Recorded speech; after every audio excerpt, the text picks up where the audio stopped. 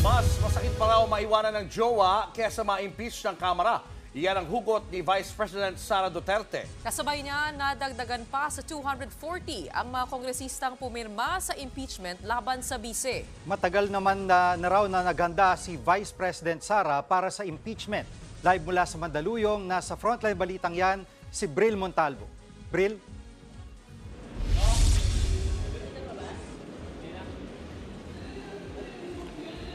Jiggy, matipid sumagot at tila unbothered na Vice President Sara Duterte ang humarap kanina sa media kahit pa man siya ang kauna-unahang Vice Presidente na na-impeach sa kasaysayan ng bansa.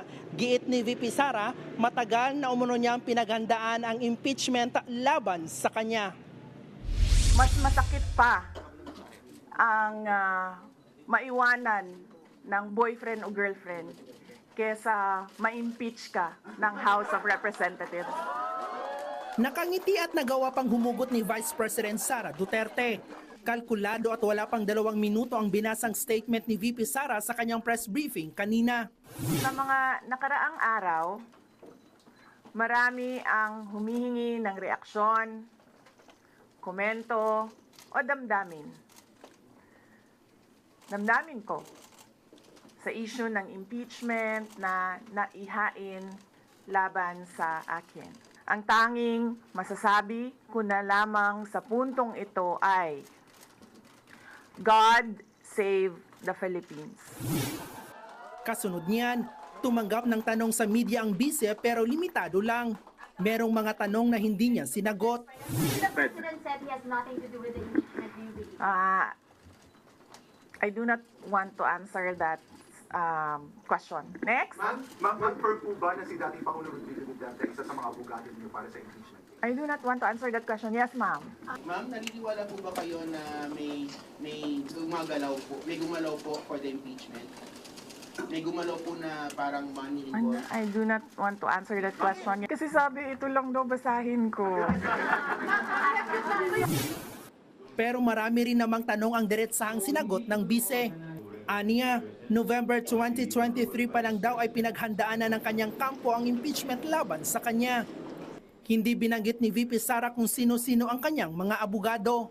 Ang tanong, mag-aabogado ba sa kanya ang kanyang amang si dating Pangulong Rodrigo Duterte? He is welcome. He is a lawyer. He can be part of the defense team. But because of his age and because of rigorous preparations in an impeachment case, baka sabihin ko sa kanya na wag na lang siyang mag-lead. Dagdag pa ni VP Sara, nagpalitan sila ng mensahe ng kanyang ama.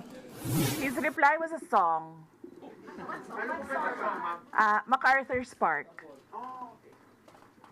So, nagpadala siya ng video na kumakanta siya. 7 ang articles of impeachment na inihain laban sa bise. Kabilang dyan ang sinabi niyang ito noong Nobyembre. May kinausap na ako na tao. Sinabi ko sa kanya, kapag pinatay ako, patayin mo si BBM, si Lisa Araneta, at si Martin Romualdez. No joke. Ang sabi niya ngayon, I did not make an assassination threat to the president. Sila lang nagsasabi niyan. sa kabila ng impeachment, hindi raw iniisip ni VP Sara ang magbitiw sa pwesto. Pero ngayon pa lang, tila maalat na siya sa posibilidad na dumalo sa impeachment court. Kung pwede namang hindi, and I understand pwede naman, hindi na.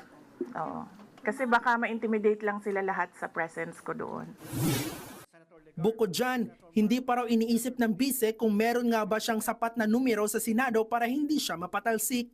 Kabilang sa mga siguradong tutol sa impeachment ay ang presidential sister na si Senator Amy Marcos. Sabi niya, lalabanan niya hanggang dulo ang impeachment kay VP Sara. Komento dyan ng bise.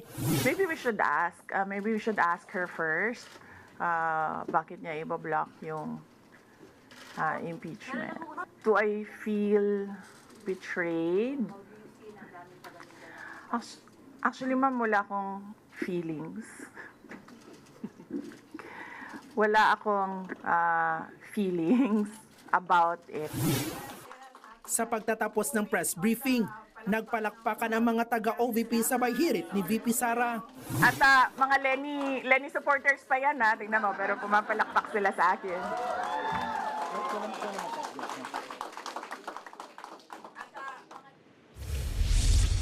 Jiggy, tumagal ng halos 3 minuto ang naging press briefing ni VP Sara kanina. Sabi pa ni VP Sara na nire-respeto umano niya ang magiging desisyon ng mga senador.